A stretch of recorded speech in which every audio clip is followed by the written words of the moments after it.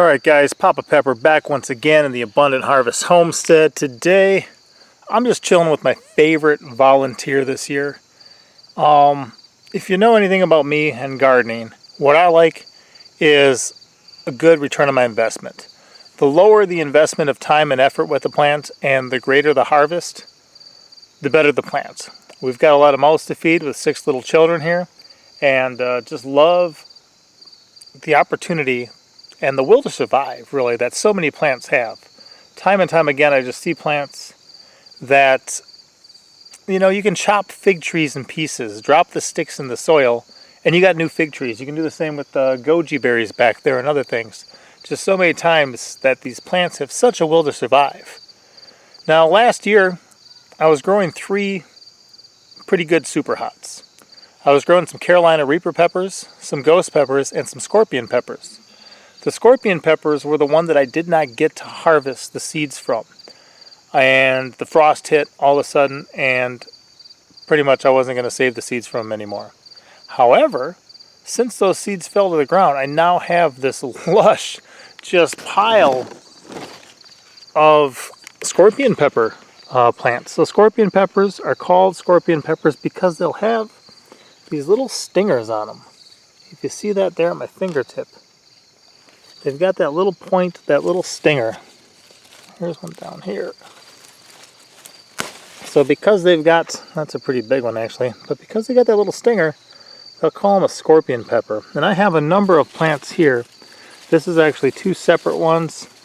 There's another one growing over there, another one behind it, and then another one over there. So I'm not sure how much of a harvest I'm going to get from these. You can see there's a lot of nice red ones coming in right now. So I'm going to harvest these today. Some bugs, we're nibbling up some. You can see that little hole there. And what that is just a sign of the fact these are nice organic food.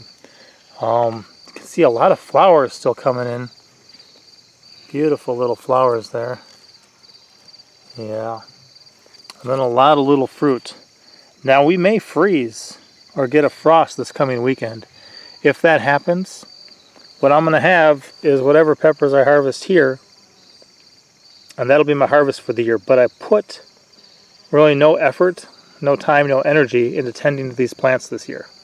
So if you look at these plants compared to me, I mean, there's some pretty good sized plants. I'm really surrounded by them at this point. Here's a huge one over here,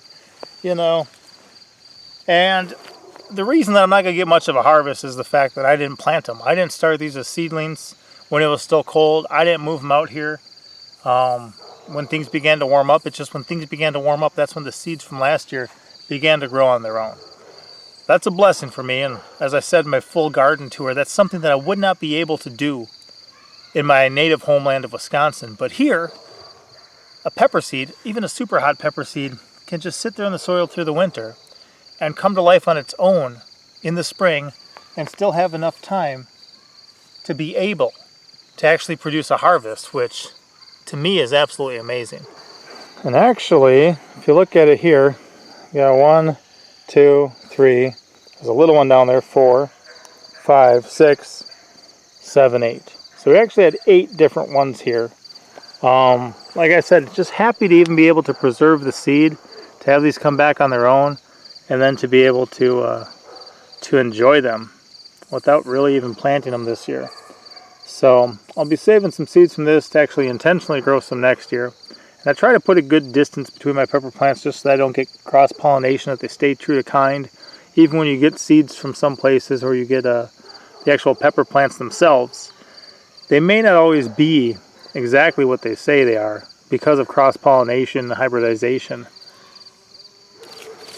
So one cool option these little guys actually give me too, and if you look at that, that's actually 3 separate ones right here at the root level. 1, 2, 3 that are actually growing here.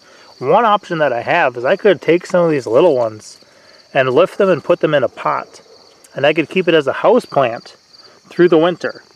There may be a problem with aphids that eventually presents itself. That often happens, but I could actually keep it as a house plant throughout the winter and then start off with a much bigger plant in the spring. And I think I might do that with some of these.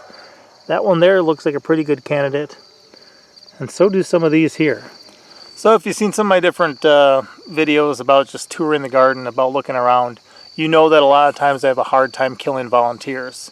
The passion fruit that came up this year in my garden was just a wild plant, but we let it grow and we got probably 100 to 150 actual passion fruits off of that. That was a volunteer. A lot of the tomatoes we're growing this year are volunteers. They're things we did not plant, but they reseeded themselves from last year.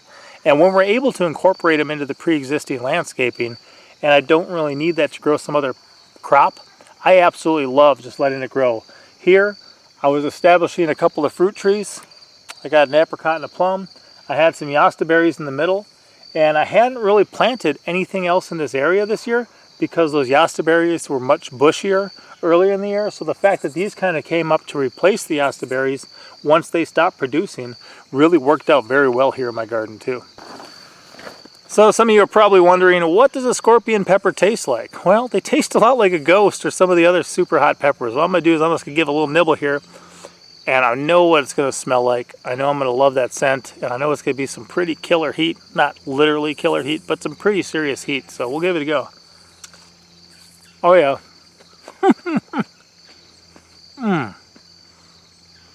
Wow. Wow. This reminds me of camping. That is intense. Wow. Added to a salsa verde or something like that, this is really delicious. If you add it to some meat like salami, you dry it, dehydrate it.